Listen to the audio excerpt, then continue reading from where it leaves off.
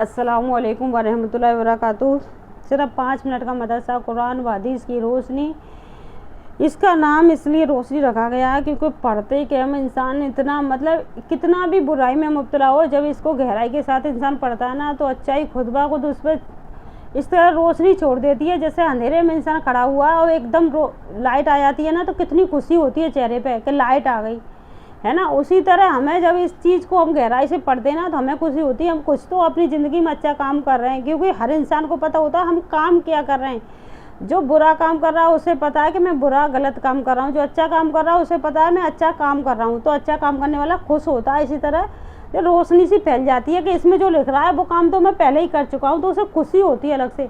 जो बुराई लिखी रहती है, बुरा इंसान जब सुनता है ना तो उसे लगता है ये सारे काम तो मैं कर चुका हूँ, मेरा क्या अंजाम होगा। लेकिन डरने की कोई बात नहीं। अल्लाह ताला ने कहा है कि तू जब चाहे तौबा कर सकता है, तू पूरी दुनिया भर के गुनाह कर ले, मैं कादिर हूँ तुझे माफ़ करने के लिए। माफ़ी तो मांग सच्चे दिल से कम तौबा तो कर, अल्लाह की तरफ रुजू तो कर, वो सारे गुनाह छोड़ दे जो कर बैठा है। क्यों? इन बच्चे नमाज पढ़ रहे हैं 5 टाइम की, घर वाले चोरी कर रहे हैं किसकी, एक छोटी सी अदनी सी चीज़ की, लाइट की, लेकिन उस बच्चे को दिखाई दे रहा है कि मेरे घर में ये सारे काम हो रहे हैं। लेकिन बच्चा जमात में भी जा रहा है, नमाज भी पढ़ रहा है, वो सामने आंखों के सामने काम हो रहा है, लेकिन घर वालों को नहीं रोक पा रहा। उस बच्चे में इतनी हिम्मत नहीं है। जब हजूर सल्लल्लाहु अलैहि वसल्लम ने कहा चाहे तुम्हारे वालिदैन हो चाहे रिश्तेदार हो, जब तुम्हें गलत लग रहा है वो गलत काम कर रहा है तो रोको। तो ये तो बहुत बड़ा गलत काम है चोरी करना, तो आप रोक सकते हैं छोटे से लालच के चक्कर में कि भला हो रहा है, भला नहीं बुरा हो रहा है। क्यों कि आप उस बुराई को आंखों के सामने होता हुआ देख रहे हो, रोकने की ताकत नहीं रख रहे हो।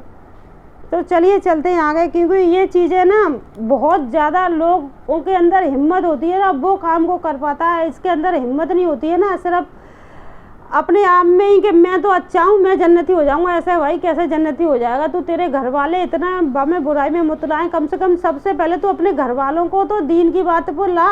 घर में तो दीन पहला, बाहर तो दीन हर कोई आसानी से पहुँचा लेगा, बाहर तो हर किसी को दीनदार बना लोगे आसानी से, घर में तो दीन को पुख्ता करो। घर में तो ये चोरी चकाटे जो हो रहे हैं, छोटी छोटी चीज़ पे इंसान गिरा हुआ है, उस चीज़ को आप दीन की बात सुना कर रोक सकते हो। अपने घर में एक तालीम तो कर सकते हो, रोज़ आपके घर में तालीम होगी तो एक कभी ना कभी तो उस इंसान का जो रात दिन उस चीज़ में मुब्तला है उस चीज़ को छोड़ सकता है। कहने का मतलब ये है, क्योंकि मेरी बातें किसी बहुत से बहन भाइयों को अच्छी नहीं लग रही होंगी, क्यों? मेरा कहने का मतलब ये, अगर कोई इंसान गलत है तो गलत है, उसे सही रास्ते पे हमें लाना होगा। क्यों? अगर वो सही रास्ते पर आ जाएगा तो वो उस चीज़ से मुब्तला है, उस चीज़ से बच जाएगा। आंखों के सामने आपके गुनाह हो रहे हैं, आपके घर में ये सारी चीज़ें हो रही हैं, आप अपने घर में नहीं रोक पा रहे, दुनिया में आप दीन की बातें फैला रहे हो। पहले अपने घर को साफ़ सुथरा कीजिए, तब जाके आपके घर से जो खुशबू निकलेगी ना वो खुद ब खुद ऐसे खुशबू निकलेगी आपके घर से कि आपके घर में इंसान हर कोई कहेगा कि हाँ जी उसका घर है, वाकई में इस घर में इंसान अल्लाह के बंदे हैं। तो चलिए चलते हैं, ये हमारा समझाने का तरीका था। अगर आपके समझ में आती है अल्लाह आप पर रहमत अता फरमाए अपनी, क्योंकि अगर आपके दिमाग में ये चीज़ें बैठ जाती हैं, छोटी छोटी गुनाहों से आप हट जाते हो, तो आपके लिए बहुत बड़ा ही मगफरत का हिस्सा बनेगा ये। क्यों लोग हैं दुनिया को इतनी अपनी वो बना चुके हैं, इतना कुछ बना चुके हैं दुनिया को, जबकि हमारे आंखों के सामने हमारे वालिद का इंतकाल हो जाता है, हमारे चहीतों का इंतकाल हो जाता है, लेकिन हमें वो चीज़ें नहीं दिखाई देनी सामने।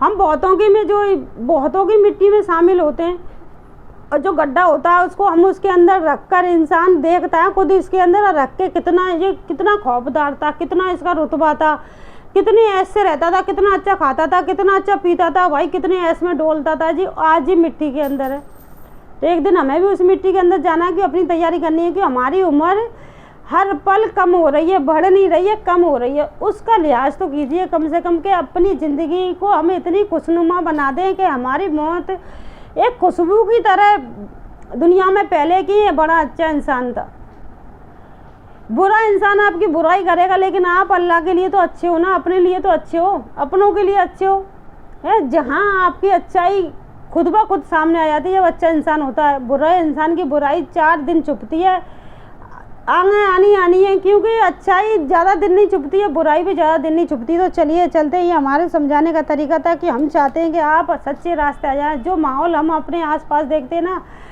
जैसे देखते हैं वैसे हमें इतनी तकलीफ़ होती है कि खुदा हमें 24 साल हो गई हमारी शादी को, अभी यहाँ गुनाहों की मतलब कुछ भी गुंजाइश नहीं, कोई भी कमी नहीं है। इंसान दिखाने के लिए नमाज़ पढ़ रहा है लेकिन उसी गुमराही में मुब्तला है आज भी। तो चलिए दिखाने की नमाज से बाज आ जाइए, क्योंकि आपको वो दिखाने की नमाज आपके लिए ही नुकसान वाली है। अगला इंसान आपको उस चीज़ से बचाएगा नहीं, आग से, ना ही आपको उस चीज़ से बचाएगा कि आप जिस चीज़ में जा रहे हो। ना तो आपकी मौत को इंसान रोक पाएगा, ना ही आपको रोक पाएगा। जिस इंसान के लिए आप ज़िंदगी में भगे ही जा रहे, अपने आप को इतना पीछे कर दिया कि आपको पता ही नहीं है आप कहाँ जाकर खड़े हो गए। तो चलिए चलते।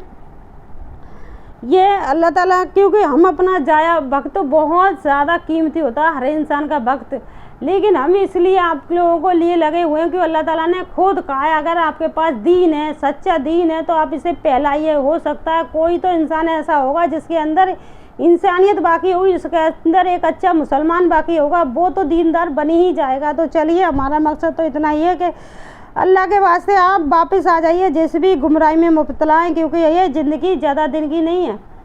तो साफ साफ शब्दों में ज़िंदगी के बारे में लिखा हुआ है। तो चलते। इस्लामी सिर्फ 5 मिनट का मदरसा कुरान व हदीस की रोशनी। इस्लामी तारीख दूसरी बैयत यानी यकुबा मदीना मुनव्वरा में हजरत मास बिन उमर रज़ा की दावत और मुसलमानों की कोशिश से हर घर में इस्लाम और पैगंबरों इस्लाम का तज़किरा होने लगा था। लोग इस्लाम को खुद भी को यानी खूबियों को देखकर ईमान में दाखिल कर रहे थे। इस्लाम की जो खूबियाँ होती हैं जो हम खुद महसूस करते हैं, उनको लोग देखकर खुद ब खुद इस्लाम ला रहे थे। अब इस्लाम फैलने लगा था। तो चलिए चलते हैं। इस्लाम खूबियों को देखकर ईमान में दाखिल होने लगे थे। 13वीं सदी नबी में महासिब बिन उमर रज़ा 170 से ज़्यादा मुसलमानों पर मुश्तमिल एक जमात लेकर हज करने के गरज से मक्का आए। उस काफ़िले में मुसलमानों के साथ किबला उसन व खरज के मशरिकीन भी थे, यानी जो कुफार वो भी थे, जो बुत परस्ती थे वो भी थे उस किबले में, क्योंकि लगभग सारे मुसलमान हो चुके थे। तो मशरिकीन भी थे। रसूलुल्लाह सल्लल्लाहु अलैहि वसल्लम ने अपने चाचा हजरत अब्बास रजा के साथ अकबा नामी घाटी में आकर रात के वक्त मुसलमानों से मुलाकात फरमाई। यानी रात में अकबा नाम की घाटी है, उसमें रात में आकर उनसे मुसलमानों से मुलाकात फरमाई। हजरत अब्बास ने मुसलमानों की जमात से कहा कि मोहम्मद सल्लल्लाहु अलैहि वसल्लम अपनी कौम में निहायत ही बाइज्जत और अहम है, यानी बाइज्जत और अहम सकते हैं, इनकी हिफाजत का ख्याल करते हैं। वो तुम्हारे यहाँ आना चाहते हैं। अगर तुम पूरी तरह हिफाजत करने का वायदा करो तो बेहतर है, वरना साफ जवाब दे दो। अंसारी ने कहा, हमने आपकी बात सुन ली। आप हजूर सल्लल्लाहु अलैहि वसल्लम भी कुछ फरमाएं। आप सल्लल्लाहु अलैहि वसल्लम ने कुरान की तिलावत फरमाई, इन्हीं इस्लाम लाने का शौक़ दिलाया। फिर फरमाया, हम चाहते हैं कि हम लोग हमारे साथियों को ठिकाना दें, यानी हम चाहते हैं तुम लोग हमारे साथियों को ठिकाना दें। इनकी हिफाजत करो और रंज व गम, राहत व आराम और तंग दुस्ती, मालदारी, हर हाल में मेरी पैरवी करो। इसी नसीहत को सुनकर अंसारी बखुशी मंजूर करते हुए आप सल्लल्लाहु अलैहि वसल्लम के साथ पर बैत की।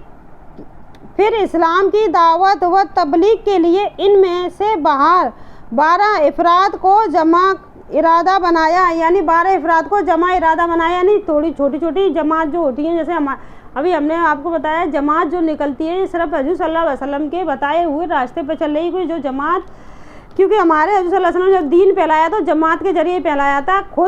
सबसे पहले खुद ने फैलाया था, धीरे धीरे करके उनके साथ सारे जमात इकट्ठा होकर जगह जगह दीन की इस्लाम की दावत देते गए। तो दीन इस्लाम पूरी बामे मक्का मदीना में फैल गया था।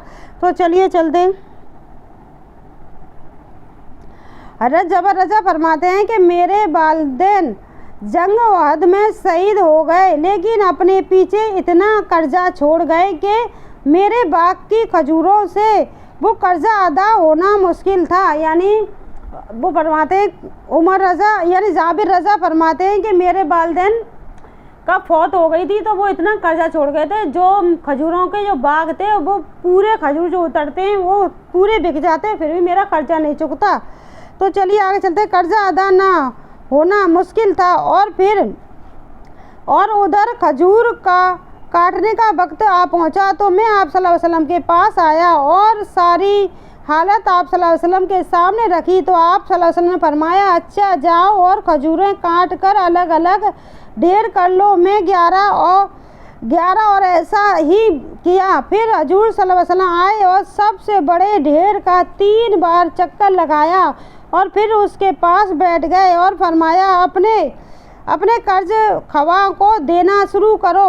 मैंने उसमें से तोल कर देना शुरू किया। अल्लाह ताला ने मेरी वालिद का कुल कर्जा अदा कर दिया, लेकिन जितने ढेर थे सब बिच गए। और जिस पर हजूर सल्लल्लाहु अलैहि वसल्लम तशरीफ़ फरमाए थे, कसम खुदा की, कसम बखद खुदा वह ऐसा ही रहा। मतलब वो जितना था उतना ही रहा, उसमें से एक खजूर भी कम नहीं हुई। जाबिर बिन अब्दुल्ला कहते हैं कि उसमें से एक भी खजूर कम न हुई हो, यानी ऐसा जितना था वो ढेर उतना ही है। जिस पर हजूर सल्लल्लाहु अलैहि वसल्लम 3 चक्कर लगाए, फिर वो खुद उस खजूर के पास पहुंच गए, मतलब बैठ गए थे। तो उन्होंने कहा था कि तू जाबिर अपना जो खजूर है बेच कर अपने बाप का कर्जा उतारना शुरू कर। तो सारे जितने ढेर थे बाकी के सारे ढेर ख़त्म हो गए, लेकिन जिस पर हजूर सल्लल्लाहु अलैहि वसल्लम ने चक्कर लगाए थे, बैठे हुए थे, वो खजूर जितना था, मतलब जितना बड़ा सबसे बड़ा ढेर था जिस पर उन्होंने चक्कर लगाए थे, वो बितना का ही बितना रहा। क्यों? हजूर सल्लल्लाहु अलैहि वसल्लम जिस चीज़ पे हाथ रख देते उसमें बहुत बरकत हो जाती थी। यानी वो सच्चे इंसान थे, नेक थे, अल्लाह के बंदे थे। सच्चा इंसान दुनिया में भी उसके हाथ में बहुत बरकत दी अल्लाह ताला ने। तो चलिए जन्नत हासिल करने के लिए दुआ करना। जन्नत हासिल करने के लिए इस दुआ को कसरत से मांगें।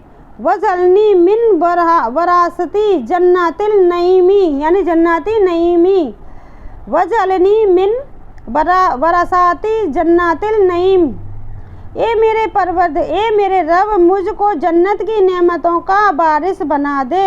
ए मेरे रब मुझे जन्नत की नेमतों का वारिस बना दे।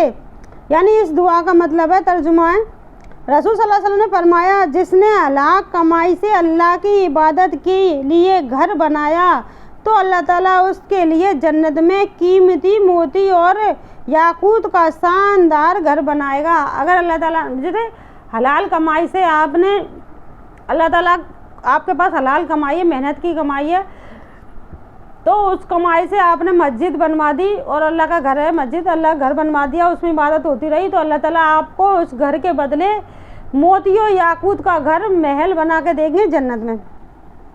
अगर आपकी हलाल कमाई है, आप 1 रुपया भी मस्जिद में लगा देते हो या किसी अच्छे काम में लगा देते हो, उसका भी बहुत अजर आपको मिलेगा। लेकिन हलाल कमाई का, क्यों, हराम कमाई का कोई भी सदका नहीं है। जब हराम कमाई का कोई सदका नहीं है, सिर्फ आप जो खा रहे हो अपने अंदर आग भर रहे हो, क्यों, खुला हुआ आग है वो, जब उस चीज़ से कोई फ़ायदा ही नहीं है। हराम कमाई से तो सिर्फ आप खाकर खुश हो कि मैंने अच्छा खा लिया, लेकिन आपने अपने पेट में आग भर ली। तो चलिए चलते हैं। एक गुनाह के बारे में, अच्छे और बुरे बराबर नहीं हो सकते। अच्छे और बुरे बराबर नहीं हो सकते। कुरान में अल्लाह ताला, थक जाते हैं पढ़ते पढ़ते, गला सूख जाता। एक गुनाह के बारे में अच्छे और बुरे बराबर नहीं हो सकते।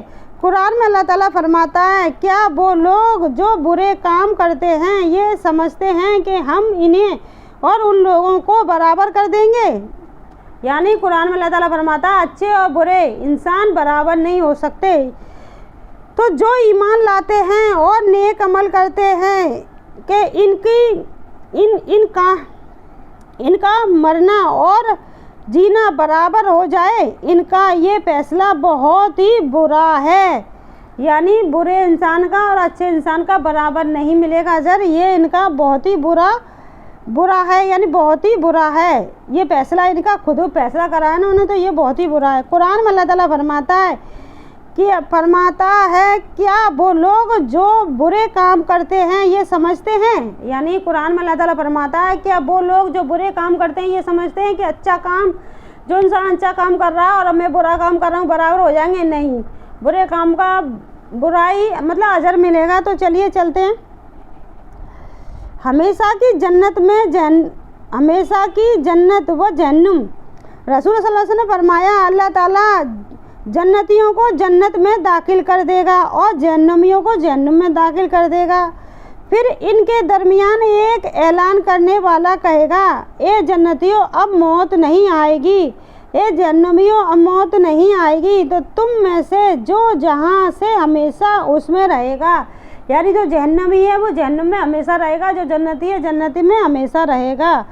तो चरिंदे तो तब भी नबी से इलाज।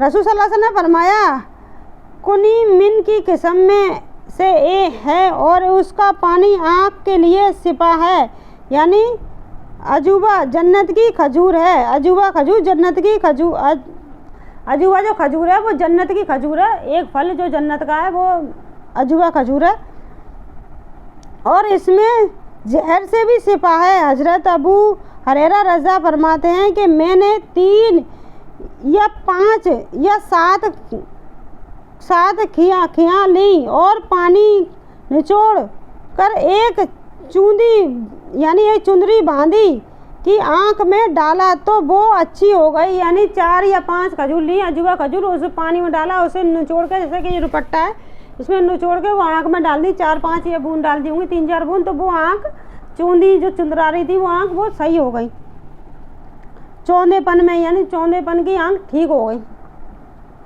खजूर अजूबा खजूर को आप सुबह खाली पेट खाओ तो जादू टोना ये चीज़ें नहीं होती हैं, किसी पे जहर भी असर नहीं करता। अजूबा खजूर आप रोज़ खाते हो, 7 खजूर खा लो या 3 खजूर। तो चलिए चलते हैं।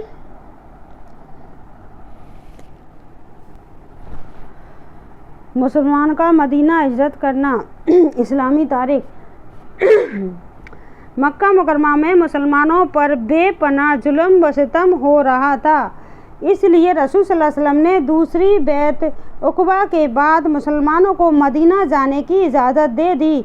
मुसलमानों में सबसे पहले अबू सलमा ने हिजरत का इरादा किया और सवारी तैयार करके सामान रखा और अपनी बीवी उम्मु सलमा और लड़के सलमा को साथ लिया, मगर बनी मुग़ीरा ने उम्मु सलमा को जाने न दिया और नबी अब्दुल उलवासिद ने उनके बेटे यानी उनके बेटे अलासिद ने उनके बेटे सलमा को छीन लिया, जिसमें उस बच्चे का एक हाथ भी उखड़ गया। इसके बाद अबू सलमा तनहा हिजरत कर गए। उम्मु सलमा रोज़ाना मुकाम बैतुल्ला पर आकर रोती रहती थी।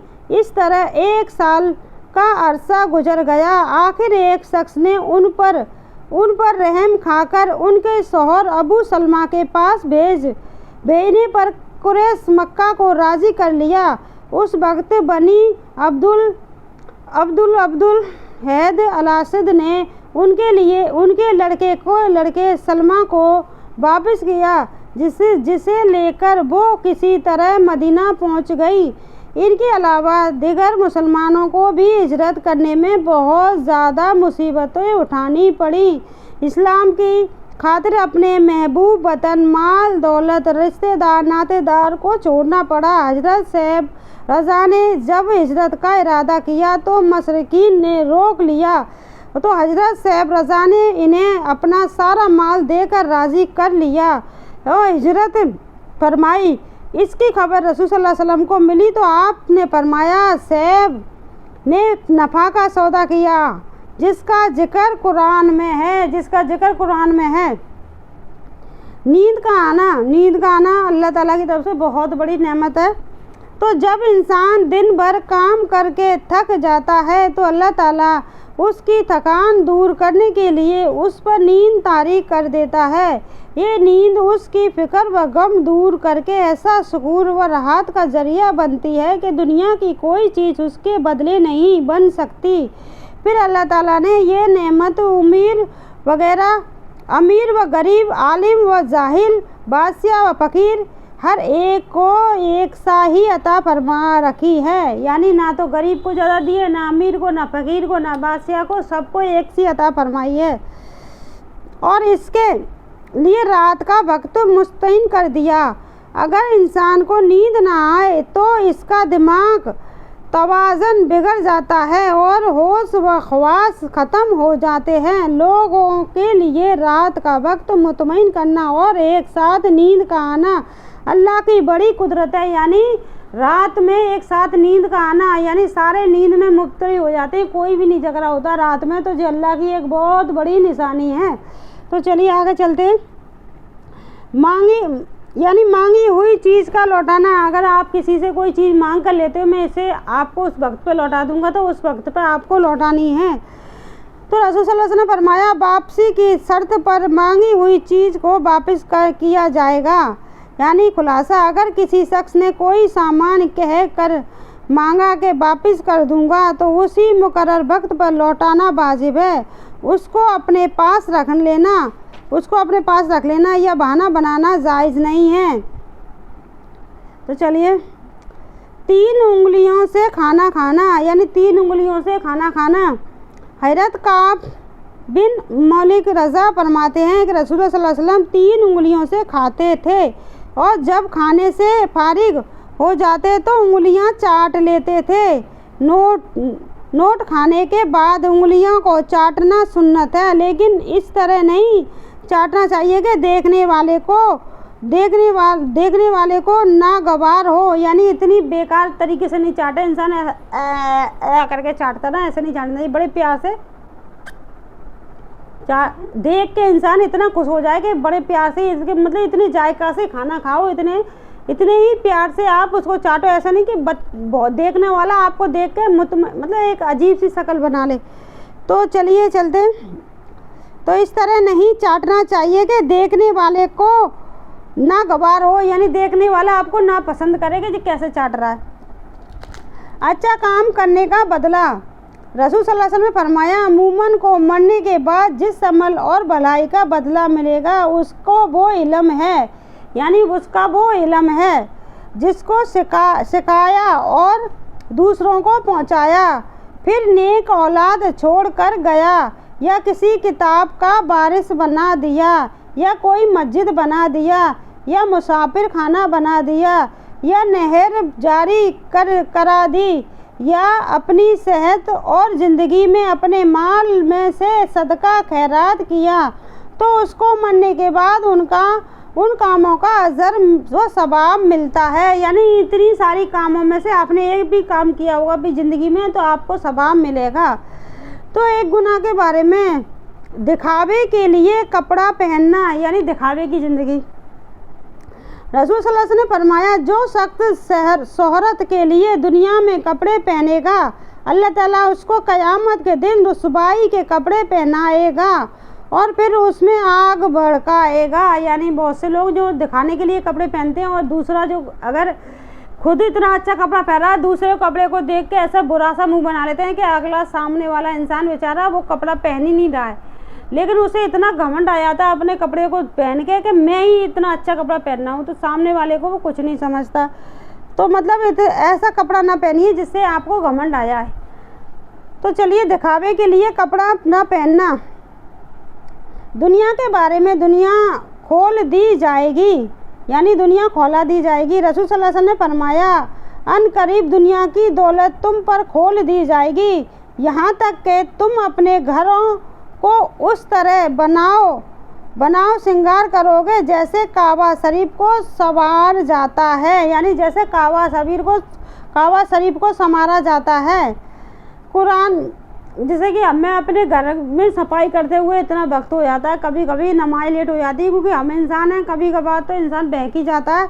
तो हम इतना पढ़ने के बाद भी इंसान कभी कभार ऐसा हो जाता है कि अपनी सफाई करने में कि अभी मैं थोड़ा सा इसे पहुँच लेती हूँ तो मेरी ये नमाज अभी नहीं निकल रही, लेकिन वाकई में वो नमाज मेरी कज़ा हो जाती है। अगर मैं उस काम को छोड़ के नमाज पढ़ती हूँ तो वक्त पे वो नमाज अदा हो जाती है। मैं खुद की अपनी आजमाई हुई बात को बता रही हूँ। तो मुझे पता है कि नमाज के लिए अगर मैंने 2 मिनट भी अपने लगाए, मुझे 1 सेकंड का काम है, लेकिन मुझे और दूसरा काम अल्लाह ताला उसमें दूसरे काम में मैं मुब्तला हो जाती हूँ, वो जानबूझकर वो मेरी नमाज कज़ा हो जाती है। तो चलिए चलते हैं।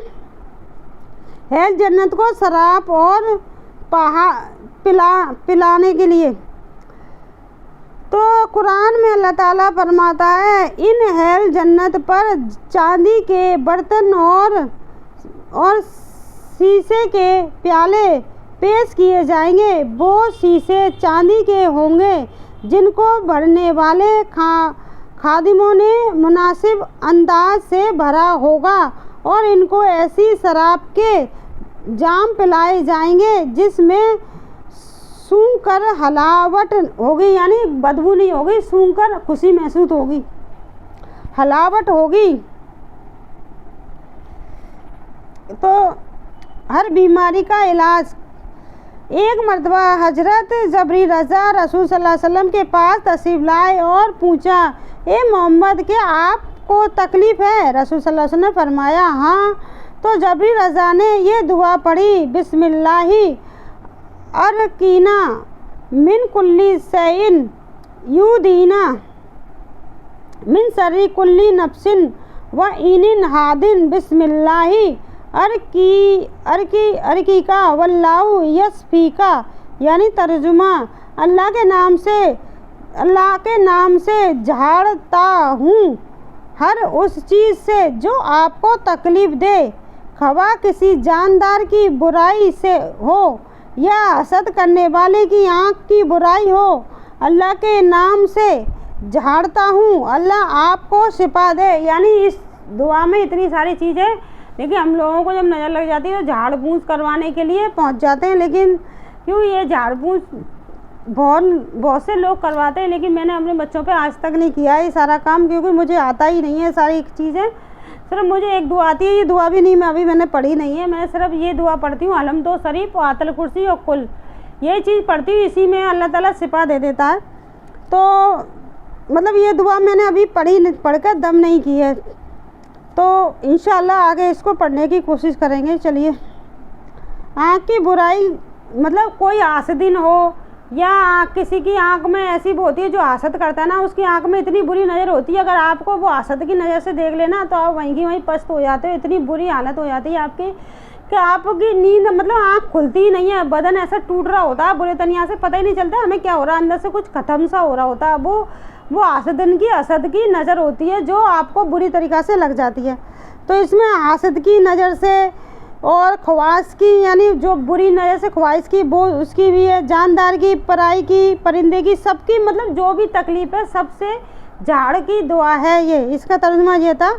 चलिए, तर्जुमा, अल्लाह के नाम से झाड़ता हूँ हर उस चीज़ से जो आपको तकलीफ़ दे, खवा किसी की जानदारी बुराई हो या हसद करने वाले की आँख की बुराई हो, अल्लाह के नाम से झाड़ता हूँ, अल्लाह आपको शिफा दे। यानी चाहे हसद करने वाले की आँख की बुराई हो, कुछ भी हो, सबकी दवा है ये। कुरान में अल्लाह ताला फरमाता है, ये बताए हुए अहकाम ही मेरा सीधा रास्ता है, तुम इसी पर चलो और दूसरे गलत रास्तों पर मत चलो, वरना रास्ते तुमको राह खुदा से हटा देंगे। अल्लाह ताला उस बात का तुमको ताकीद के साथ हुक्म देता है ताकि तुम ठीठे रास्ते पर चलते रहो, यानी ताकि तुम सीधे रास्ते से भी बच सको, यानी टेढ़े रास्ते से बच सको, सीधे रास्ते पर चल सको। अल्लाह ताला तुम्हें सही रास्ता दिखाता है कि अगर तुम मेरे बताए हुए रास्ते पे चलोगे, यानी बावाओं से, झाड़ू पोंछाओं से जो तुम नज़र उतारते हो उन चीज़ों से बच जाओगे, तो तुम गुमराही के रास्ते पे खुद ब खुद बच जाओगे। क्योंकि एक बार हम जिस चीज़ पे मुब्तला हो जाते हैं, यकीन कर लेते हैं ना कि हाँ इसकी वजह से हम ठीक हो गए, तो हम उसी के पीछे दौड़ना शुरू कर देते हैं। तो अल्लाह ताला ने जब तुम्हें इतने सारे कलाम बताएं तो आप उस पर यकीन कीजिए, तो आप कलाम की तरफ दौड़ना शुरू कर देंगे, क्योंकि अल्लाह ताला का हर कलाम में बहुत शिफा है। तो अल्लाह ताला ने इतनी सारी दुआ आपके लिए बताई है, बीमारी में, बुखार में, खांसी में, जुकाम में, सर दर्द में, तो हम उन चीज़ों को इस्तेमाल करेंगे तो गुमराही के रास्ते पर नहीं जाएंगे। तो चलिए, क्योंकि उनका तो वो धंधा है बाबा बोझाओं का, जिसे किसी को कुछ हो गया झरवाने ले गए, दस्त हो गए तो झरवाने ले गए, मतलब बहुत सारे चोचले हैं दुनिया में इंसानों के, जो मेरी समझ से बाहर है, मेरे कुछ समझ में नहीं आता।